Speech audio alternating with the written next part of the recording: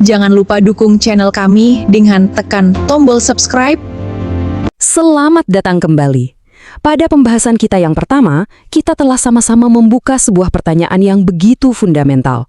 Sebuah pertanyaan yang bisa dibilang menjadi denyut jantung filsafat selama ribuan tahun, yaitu, apa itu keadilan? Nah, pada kesempatan kali ini, kita akan melanjutkan perjalanan tersebut. Tapi, kita tidak akan lagi hanya bertanya, melainkan kita akan mulai membangun. Ya, kita akan mengikuti alur pemikiran Socrates saat ia, di dalam imajinasinya meletakkan fondasi demi fondasi, mendirikan pilar-pilar kokoh, dan merancang sebuah negara ideal. Sebuah kota yang seluruhnya dibangun dari nalar murni, sebuah cetak biru bagi sebuah tatanan masyarakat yang paling adil. Mari kita bersama-sama, dengan perlahan dan penuh perhatian, menyelami arsitektur agung dari sebuah gagasan yang kemudian menjadi salah satu pilar utama peradaban Barat. Proses pembangunan imajiner ini akan kita lalui dalam 4 tahapan yang sangat logis dan berurutan. Pertama-tama, kita akan menggali fondasi filosofisnya, yaitu sebuah hubungan yang sangat mendalam antara struktur sebuah negara dengan struktur jiwa manusia itu sendiri. Kemudian yang kedua, kita akan menelaah prinsip utama yang menjadi bisa dibilang tulang punggung dari kota ini, yaitu prinsip spesialisasi. Ketiga, kita akan melihat bagaimana prinsip spesialisasi ini secara alami, secara organik, melahirkan 3 kelas fungsional yang berbeda di dalam masyarakat.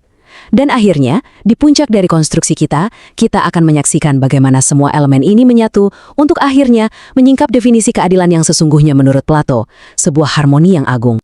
Baiklah, mari kita mulai dari titik nol, dari pertanyaan yang paling mendasar. Tantangan yang dihadapi Socrates dalam dialog ini, jujur saja, sangatlah besar. Bagaimana caranya kita bisa menangkap esensi dari sesuatu yang begitu abstrak, begitu sulit dipahami, seperti keadilan? Mencoba menemukannya di dalam diri seorang individu dengan segala gejolak emosinya, konflik antara keinginan, dan pertimbangan akal budinya, itu seperti mencoba melihat sebuah objek yang sangat kecil di dalam ruangan yang gelap. Terlalu rumit, terlalu banyak suara yang mengganggu di dalam diri kita. Nah, menyadari kesulitan ini, Plato, melalui tokoh Socrates, mengambil sebuah langkah mundur yang menurut saya sangat jenius, agar ia bisa melompat lebih jauh ke depan. Socrates pun kemudian mengajukan sebuah analogi yang begitu indah dalam kesederhanaannya. Coba Anda bayangkan, katanya, kita diminta untuk membaca sebuah tulisan dari jarak yang sangat jauh. Jika tulisan itu dicetak dalam huruf-huruf yang sangat kecil, mata kita pasti akan sangat kesulitan, bahkan mungkin mustahil untuk bisa membacanya dengan jelas. Tapi, bagaimana jika seseorang menunjukkan kepada kita tulisan yang sama persis, tapi kali ini tulisan itu terpampang dalam huruf-huruf raksasa di sebuah dinding yang besar? Tentu saja, kita akan bisa membacanya dengan sangat mudah dan jelas. Nah, keadilan menurut Socrates juga persis seperti itu. Mencari jejaknya di dalam jiwa satu orang itu ibarat membaca huruf-huruf kecil yang rumit dan kabur. Maka dari itu, ia pun mengusulkan sebuah metode yang brilian. Mari kita cari terlebih dahulu keadilan yang tertulis dalam huruf besar, yaitu keadilan pada skala sebuah negara atau polis. Inilah dia, inilah kunci utama yang membuka seluruh gerbang pemikiran politik Plato. Bagi Plato, sebuah negara itu bukanlah sekedar sebuah kesepakatan praktis antar individu untuk bisa hidup bersama dengan damai, bukan juga sekedar sebuah kontrak sosial untuk mendapatkan keamanan. Jauh lebih dalam dari itu, negara adalah sebuah organisme hidup, sebuah makrokosmos yang merupakan cerminan presisi dari sebuah mikrokosmos, yaitu jiwa manusia. Apa artinya ini? Ini berarti struktur yang membentuk sebuah negara yang sehat, kebajikan-kebajikan yang menopang, bahkan penyakit-penyakit sosial yang bisa menghancurkannya, semua itu memiliki padanan yang persis di dalam jiwa seorang individu. Jadi, untuk bisa memahami seperti apa jiwa yang adil dan seimbang, langkah pertama yang paling logis adalah merancang dan membangun, tentunya di dalam pikiran, sebuah negara yang adil dan seimbang terlebih dahulu. Analogi negara adalah jiwa yang diperbesar ini, kemudian membawa kita pada sebuah paralelisme struktur yang menjadi kerangka bagi seluruh gagasannya. Begini, Plato membagi jiwa manusia ke dalam 3 bagian utama. Yang pertama, ada akal budi atau logistikon. Ini adalah bagian jiwa yang bernalar, berpikir, dan mencintai kebenaran. Yang kedua, ada semangat atau tumos. Ini adalah bagian yang merasakan emosi-emosi luhur seperti keberanian, kegigihan, dan juga rasa hormat. Dan yang ketiga, ada nafsu atau epitumetikon yang berisi hasrat-hasrat dan keinginan jasmani kita seperti makan, minum, dan pemenuhan kebutuhan material lainnya.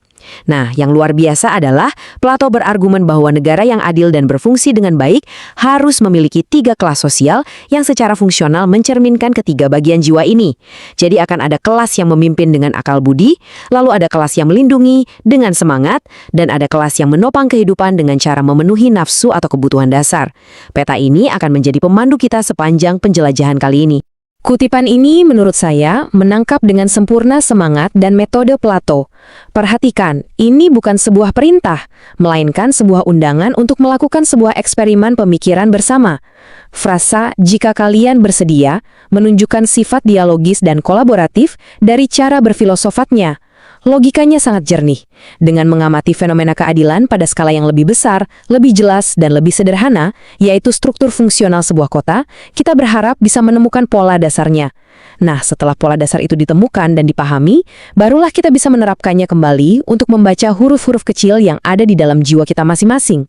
Mari kita berhenti sejenak di sini untuk merenungkan implikasi yang sangat mendalam dari fondasi ini. Dengan menyamakan negara dengan jiwa, Plato secara radikal telah menyatukan etika, yaitu studi tentang bagaimana seorang individu seharusnya hidup, dengan politik, yaitu studi tentang bagaimana masyarakat seharusnya ditata. Keduanya bukan lagi dua disiplin ilmu yang terpisah, melainkan dua sisi dari koin yang sama. Negara yang baik, menurut Plato, bukanlah negara yang paling kaya, atau yang paling luas wilayahnya, atau yang paling kuat militernya. Bukan itu. Negara yang baik adalah negara yang memiliki jiwa yang paling sehat, paling teratur, dan paling harmonis. Inilah titik awal kita. Dari sini, barulah proses pembangunan kota yang sesungguhnya bisa kita mulai. Nah, setelah fondasi teoretis yang begitu kokoh ini kita letakkan, sekarang kita beralih ke pembangunan praktisnya. Dari mana kita harus memulai? Menariknya, Plato tidak memulai dengan hukum, konstitusi, atau seorang raja. Tidak. Ia memulai dari sesuatu yang jauh lebih fundamental, yaitu kebutuhan dasar manusia. Ia mengajukan sebuah pertanyaan yang sangat sederhana. Mengapa manusia pada dasarnya hidup bersama dalam sebuah komunitas atau negara?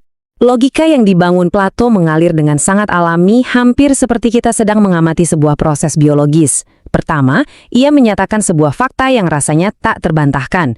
Tidak ada satupun manusia yang mandiri secara absolut.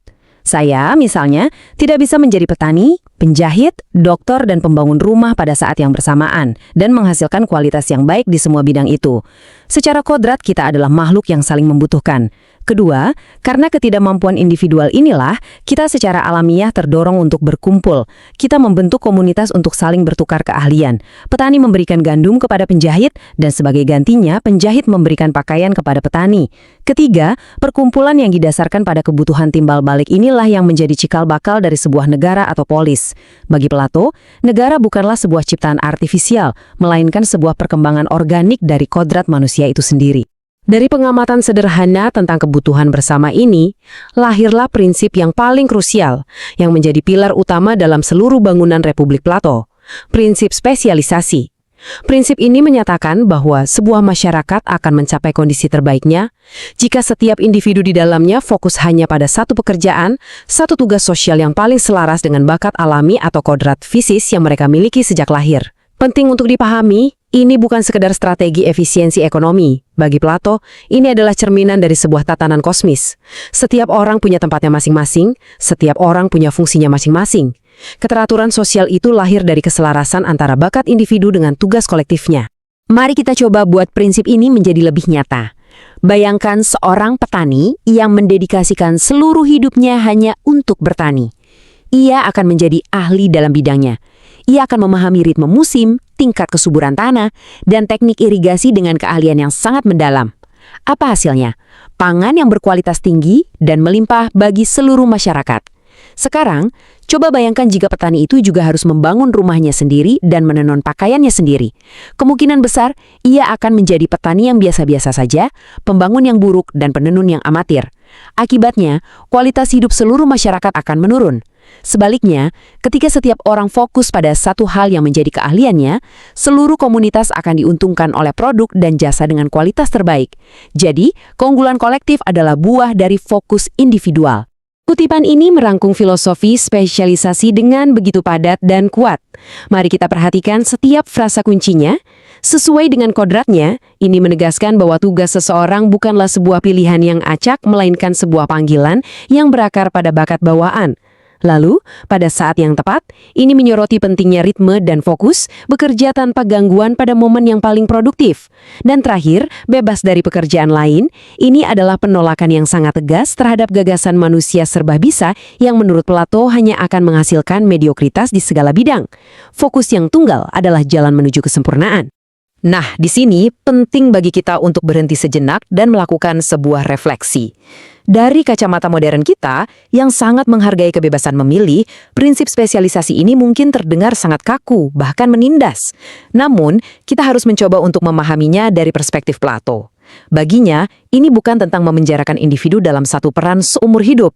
Ini adalah sebuah resep untuk menciptakan masyarakat yang paling unggul, paling indah, dan paling harmonis. Kebahagiaan sejati dalam pandangan Plato tidak datang dari kebebasan untuk melakukan apa saja yang kita mau, melainkan dari menemukan satu hal yang menjadi bakat alami kita dan mengasahnya hingga mencapai kesempurnaan demi kebaikan bersama. Ini adalah sebuah visi tentang keteraturan yang melahirkan keindahan. Jadi, jika kita menerima prinsip spesialisasi sebagai landasan untuk menata masyarakat, maka sebuah konsekuensi logis akan muncul dengan sendirinya. Masyarakat secara alami akan terbagi berdasarkan fungsi. Mengapa demikian? Karena bakat alami manusia itu tidaklah seragam. Ada sebagian orang yang secara kodratnya memiliki kecenderungan dan keterampilan untuk pekerjaan-pekerjaan manual yang menghasilkan barang. Lalu ada sebagian lain yang secara alami memiliki semangat dan keberanian fisik yang menonjol. Dan ada segelintir orang yang secara alami dianugerahi kemampuan untuk berpikir abstrak dan bernalar dengan sangat baik. Nah, dari perbedaan kodrat inilah, Plato menurunkan 3 kelas fungsional yang membentuk struktur negara idealnya. Secara visual, kita bisa membayangkan populasi negara ideal Plato ini seperti sebuah piramida, atau seperti diagram lingkaran ini. Bagian terbesar yang menjadi fondasi dan menopang seluruh struktur adalah kelas produsen. Mereka ini adalah mesin ekonomi yang menghidupi kota. Lalu di atas mereka ada kelas yang ukurannya lebih kecil namun perannya sangat vital, yaitu para penjaga, sang pelindung negara. Dan di puncak struktur, kelompok yang paling kecil jumlahnya namun paling menentukan arah adalah para pemimpin. Sekarang mari kita bedah setiap kelas ini satu persatu secara lebih mendalam. Kita mulai dari dasar, dari fondasi material kota. Kelas produsen adalah kelas pekerja yang mencakup mayoritas dari populasi. Mereka adalah urat nadi kehidupan kota. Tanpa kerja keras mereka, tidak akan ada makanan di atas meja, tidak ada atap di atas kepala, tidak ada sendal di kaki. Mereka adalah perwujudan dari kebutuhan dasar dan hasrat material negara. Mereka adalah fondasi yang memungkinkan kegiatan seperti berfilsafat dan menjaga keamanan menjadi mungkin. Tanpa mereka, cita-cita luhur apapun hanyalah angan-angan kosong. Peran utama kelas ini, sesuai dengan namanya, adalah memproduksi. Ini adalah kategori yang sangat luas, mencakup semua profesi yang memenuhi kebutuhan material kota. Ada petani, tukang kayu, penenun, pedagang, hingga dokter. Kebajikan utama yang harus mereka miliki adalah pengendalian diri atau sofrosine. Ini penting, karena pengendalian diri di sini bukan sekedar kemampuan menahan diri dari kerakusan, tetapi juga sebuah kesadaran yang bijaksana untuk mengetahui tempat mereka dalam tatanan dan kerelaan untuk diatur oleh kelas yang lebih bijaksana di atasnya. Dalam analogi jiwa kita tadi, kelas ini adalah representasi dari bagian nafsu negara, dorongan-dorongan dasar untuk kelangsungan hidup dan kenyamanan materi. Sokrates kemudian menjelaskan bahwa kota yang hanya terdiri dari para produsen adalah kota yang sehat, namun juga sangat sederhana dan mungkin sedikit naif. Seiring berjalannya waktu, kota itu pasti akan tumbuh menjadi lebih besar, lebih kaya, dan lebih kompleks. Sokrates menyebutnya sebagai transisi menuju kota yang demam atau kota yang mewah. Kota ini akan menginginkan lebih dari sekedar kebutuhan pokok. Ia akan menginginkan seni, parfum, dan berbagai kemewahan. Pertumbuhan ini secara tak terhindarkan akan membutuhkan lebih banyak wilayah dan sumber daya yang dapat memicu konflik dengan kota-kota tetangga. Selain itu, kekayaan yang terakumulasi di dalam kota juga perlu dilindungi dari para penjahat. Nah, pertanyaan-pertanyaan ini secara alami membuka kebutuhan akan adanya kelas yang kedua. Maka lahirlah kebutuhan akan kelas penjaga. Mereka adalah tentara, polisi, dan penjaga ketertiban di dalam negara ideal. Kehadiran mereka bukanlah sesuatu yang direncanakan dari awal, melainkan sebuah konsekuensi logis dari pertumbuhan dan kompleksitas masyarakat. Mereka tidak menghasilkan barang-barang material, tetapi mereka menghasilkan sesuatu yang tak kalah pentingnya, yaitu keamanan. Mereka melindungi para produsen agar bisa bekerja dengan tenang, melindungi integritas seluruh negara dari ancaman baik dari luar maupun dari dalam. Peran mereka adalah pertahanan. Mereka adalah perwujudan fisik dari kekuatan dan ketahanan negara. Kebajikan yang mendefinisikan kelas ini adalah keberanian atau Andrea. Nah, penting untuk kita pahami, keberanian bagi Plato bukanlah sekedar keganasan buta di medan perang. Keberanian adalah sejenis pengetahuan yang teguh, pengetahuan tentang apa yang benar-benar harus ditakuti dan apa yang tidak perlu ditakuti. Sebuah keyakinan yang ditanamkan melalui pendidikan oleh para pemimpin. Dalam analogi jiwa, mereka adalah perwujudan dari bagian semangat atau tumos, kapasitas untuk marah demi kebenaran, untuk memperjuangkan kehormatan, dan untuk membela apa yang dicintai dengan gigih. Analogi yang digunakan Plato di sini sangatlah hidup dan penuh makna. Mengapa anjing ras mulia? Karena anjing penjaga yang baik memiliki temperamen ganda yang sangat spesifik. Ia bisa sangat lembut dan penuh kasih sayang terhadap keluarga yang ia lindungi, namun akan berubah menjadi sangat galak dan tanpa kompromi terhadap orang asing yang berniat jahat. Para penjaga harus memiliki sifat seperti ini. Mereka harus memiliki semangat yang membara, namun semangat itu harus diarahkan oleh akal budi agar mereka dapat membedakan mana kawan dan mana lawan. Kombinasi antara kelembutan internal dan keganasan eksternal inilah yang menjadi esensi dari karakter seorang penjaga yang ideal. Sampai di titik ini, kota kita telah memiliki tubuh ekonomi yang menopang kehidupan, yaitu para produsen, dan juga dada yang melindungi dengan semangat, yaitu para penjaga. Namun sebuah tubuh, betapapun kuatnya, akan menjadi monster yang berbahaya jika tidak memiliki kepala yang berpikir dan mengarahkan. Sebuah pasukan yang kuat tanpa pemimpin yang bijaksana justru bisa menjadi ancaman terbesar bagi negara itu sendiri. Maka, pertanyaan terakhir dan yang paling penting pun muncul. Siapa yang memiliki kebijaksanaan untuk memegang kendali tertinggi? Siapa yang akan memastikan seluruh organisme negara ini bergerak menuju satu tujuan yang sama, yaitu kebaikan bersama? Ini membawa kita ke puncak piramida. Inilah kelas penguasa, yang oleh Plato disebut sebagai penjaga sempurna, atau yang mungkin lebih kita kenal dengan sebutan Raja Filsuf. Mereka adalah puncak dari struktur negara, kelas yang paling esensial meskipun jumlah mereka adalah yang paling sedikit. Mereka adalah akal budi dari negara itu sendiri. Peran mereka adalah memerintah. Namun penting untuk dicatat, mereka tidak memerintah berdasarkan kekuasaan warisan, kekayaan, atau kekuatan militer. Mereka memerintah hanya berdasarkan satu hal, pengetahuan akan kebenaran dan kebaikan.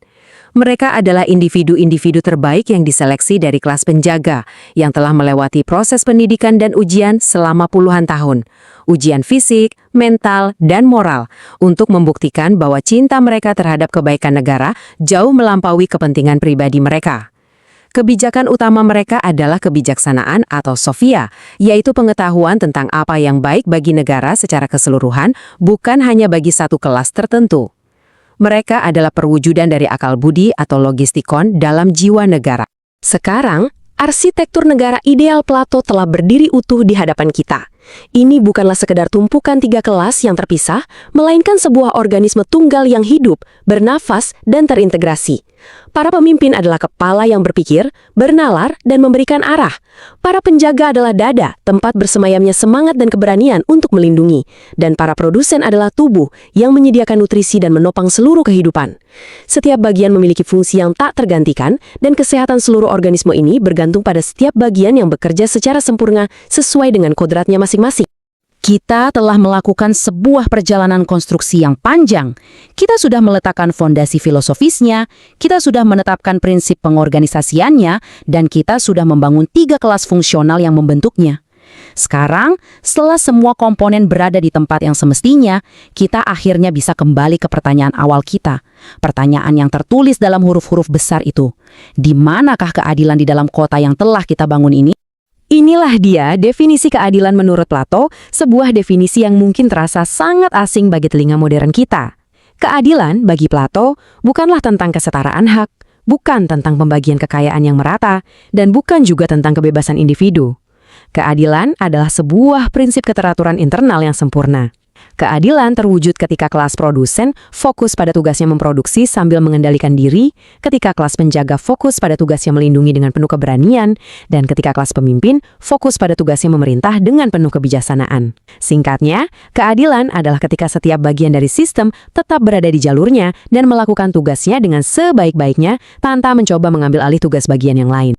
Mari kita dalami makna ini lebih jauh. Bagi Plato, keadilan itu lebih mirip dengan konsep kesehatan daripada konsep hukum. Coba pikirkan, sebuah tubuh kita sebut sehat bukan karena satu organ tertentu yang bekerja, melainkan karena semua organ, otak, jantung, paru-paru, perut, melakukan fungsinya masing-masing secara harmonis. Nah, ketidakadilan sebaliknya adalah kondisi penyakit. Ketika perut mencoba untuk berpikir atau otak mencoba memompa darah, itulah kekacauan, itulah penyakit. Demikian pula dalam sebuah negara. Ketidakadilan terjadi ketika seorang pedagang mencoba memimpin pasukan atau seorang jenderal mencoba membuat kebijakan ekonomi. Itu adalah kondisi di mana bagian-bagian tidak lagi berfungsi sesuai kodratnya. Jadi, negara yang adil adalah negara yang sehat secara struktural. Tabel ini merangkum keseluruhan arsitektur agung yang telah kita bangun. Kita bisa melihat dengan sangat jelas bagaimana setiap kelas memiliki fungsi yang spesifik dan diatur oleh kebajikan yang spesifik pula. Kebijaksanaan bersemayam di kelas pemimpin, keberanian bersemayam di kelas penjaga, dan pengendalian diri menjadi kebajikan kelas produsen, yang juga disetujui oleh seluruh kelas lainnya. Nah, ketika ketiga kebajikan ini, kebijaksanaan, keberanian, dan pengendalian diri, berada di tempat yang tepat dan berfungsi secara harmonis, maka kebajikan keempat yang melingkupi semuanya akan muncul dengan sendirinya, keadilan.